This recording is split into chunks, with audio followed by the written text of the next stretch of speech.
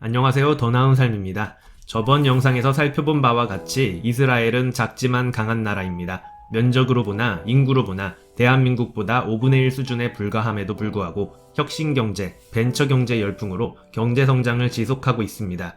이스라엘은 주변에 둘러싸인 아랍 국가들과의 적대적 관계로 인해 군사 부분에도 많은 힘을 쏟고 있습니다.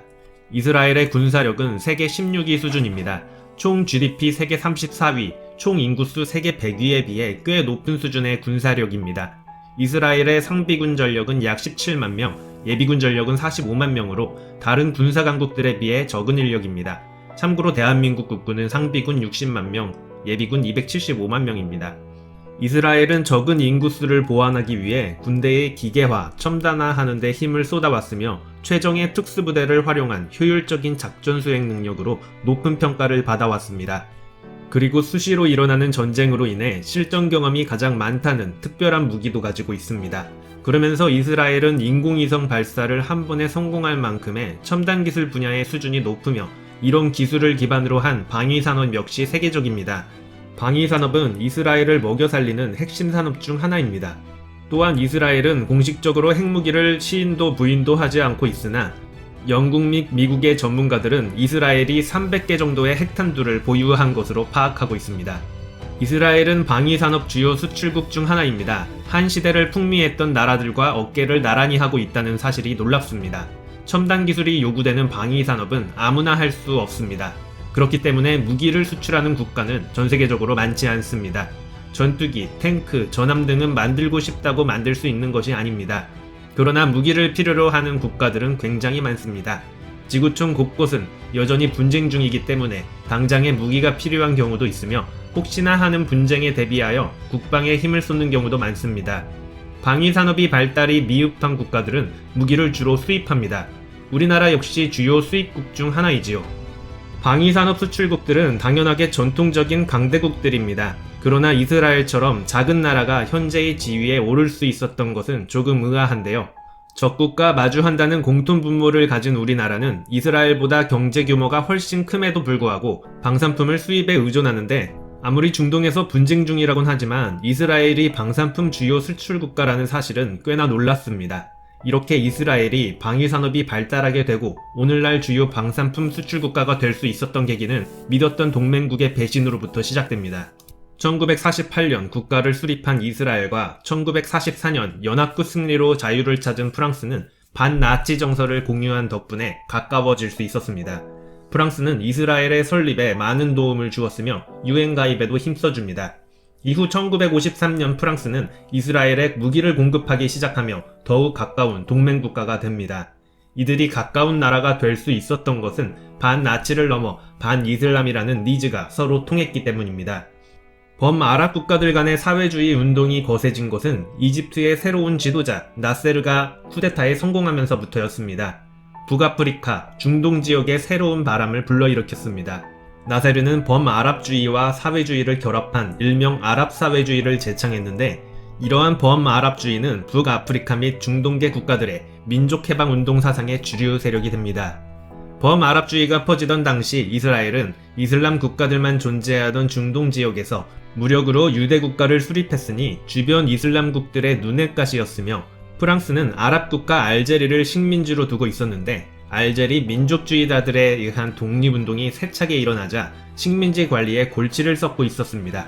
프랑스는 식민지 관리라는 이해관계 측면에서 이스라엘은 종교적인 이유로 반이슬람이라는 동일한 노선을 걷습니다. 그러던 와중 1956년 이집트의 수에즈 운하를 둘러싸고 새로운 위기가 발생합니다. 수에즈 운하는 경제적, 군사전략적으로 굉장히 중요한데 수에즈 운하가 없으면 유럽에서 아시아를 가기 위해 아프리카 최남단인 희망봉으로 돌아가야 합니다. 수에즈 운하는 1869년 프랑스와 이집트 정부의 자금으로 지어졌으나 이후 이집트는 영국의 식민지가 되면서 수에즈 운하의 사실상 주인은 프랑스와 영국이었습니다. 1922년 이집트의 독립 이후에도 제2차 세계대전 때 영국은 이집트와 동맹을 맺음으로써 수에즈 운하 지역은 여전히 영국군이 관리하고 있었습니다. 나세르는 1956년 6월 수에즈 운하를 영국과 이집트의 공동 관리권으로 두기로 하면서 영국군을 철수하기로 협상합니다. 그리고 당시 이집트는 양다리 전략을 취하고 있었는데 미국, 영국, 프랑스로부터 자금을 지원받아 댐을 짓기로 하고 소련과는 무기 협정을 맺어 무기 도입을 하려 합니다. 그러자 서방 측은 댐 건설비 지원을 거부하고 나세르는 수에즈 운하의 국유화를 선언합니다. 이집트가 친소 정책으로 선회하자 프랑스는 이스라엘에 대규모로 현대식 무기를 판매하기 시작했습니다. 그리고 결국 프랑스, 영국, 이스라엘은 1956년 10월 이집트에 침공하면서 일명 제2차 중동 전쟁을 일으킵니다. 영국, 프랑스, 이스라엘 동맹은 수에즈 운하의 무료 사용권을 요구하였죠.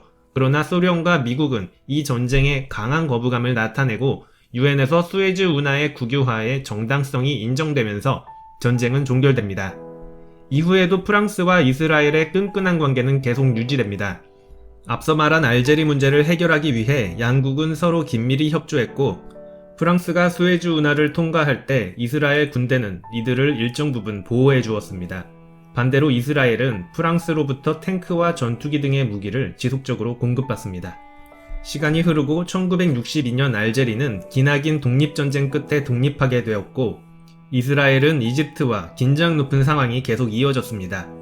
그러다 1967년 이스라엘은 이집트와 시리아에 대해 선제 공격을 하고자 합니다.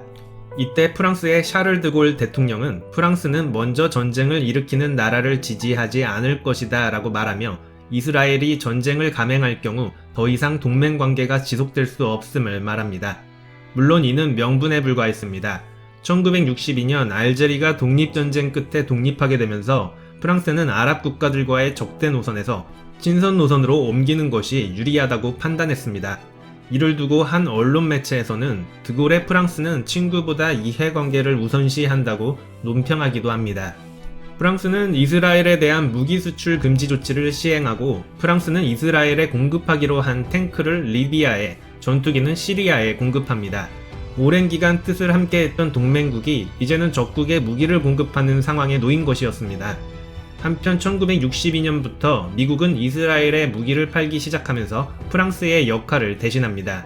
그러나 프랑스의 배신으로 인해 외국의 무기 공급 업체에 의존할 수 없다는 공감대가 형성됩니다. 그리고 자주 국방을 위한 독자적 기술 개발, 그리고 미국과의 제휴를 통해 첨단 기술들을 축적합니다. 오늘날 이스라엘의 방산업체의 주요 생산품은 소형 군사위성, 레이더, 센서, 미사일, 첨단 전자장치 등 기술 기반의 무기체계입니다. 특히 공군력의 중요성을 일찌감치 간파해 우주항공 산업으로 특화합니다. 미사일 요격 시스템, 공중조기경보 통제기, 무인 항공기 영역에서는 세계 최고 수준을 자랑합니다. 수출 금지 조치로 국가적 위기를 겪은 이스라엘이 위기를 기회로 바꾸어 독자적인 방위 산업을 구축할 수 있었던 것은 그저 위기를 극복한 하나의 해피엔딩 스토리처럼 보일 수 있습니다. 그러나 이 사례를 보고 우리나라도 언제 미국과의 동맹이 와해될지 모르니 독자적 방위산업체를 키우는 데 주력해야 한다는 정도의 결론은 굉장히 위험합니다. 이스라엘은 방산업체를 성장시키고 나름 강한 군대를 보유하면서도 새로운 동맹인 미국과의 관계에 사활을 걸어왔습니다. 수에즈 전쟁 때만 해도 미국과 이스라엘의 사이는 좋지 않았습니다. 그러나 1970년대 이후부터 이스라엘은 새로운 동맹의 마음을 잡기 위해 전방위적 로비를 펼쳤고 특히 소련이라는 공통된 위기인식을 바탕으로 이스라엘의 전략적 가치를 강조했습니다. 이스라엘의 대외 정보기관은 미국 CIA와 정보 공조 체계를 함께 운영하면서 소련 활동 관련 첩보 자산을 적극 공유하였습니다. 미국 입장에서 이스라엘이란 나라가 쓸모가 있어야 긴밀한 관계도 유지될 수 있으니 말이죠. 프랑스와 이스라엘의 관계를 보면서 국제 정세가 매우 순식간에 변할 수 있다는 사실, 그리고 국가 간의 이해관계가 달라지면 언제든 국가 간의 우정에는 금이 갈 수 있음을 보았습니다. 그리고 이해관계를 떠나 절대 바뀌지 않는 사실도 있습니다.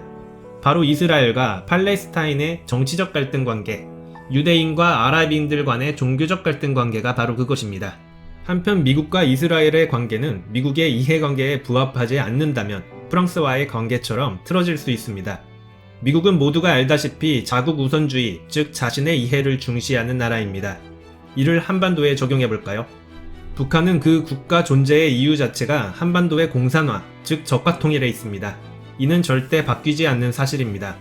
대한민국과 미국과의 동맹관계는 국제정세가 변해 미국의 이해와 달라진다면 소원해질 수도 있습니다.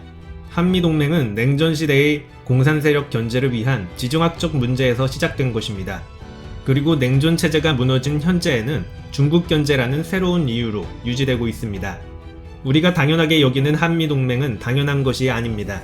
남한을 통해 중국을 견제하는 것보다 북한과 손을 잡고 중국을 견제하는 것이 편할 수 있다면 미국은 자국 우선주의에 따라 북한을 선택할 수도 있습니다.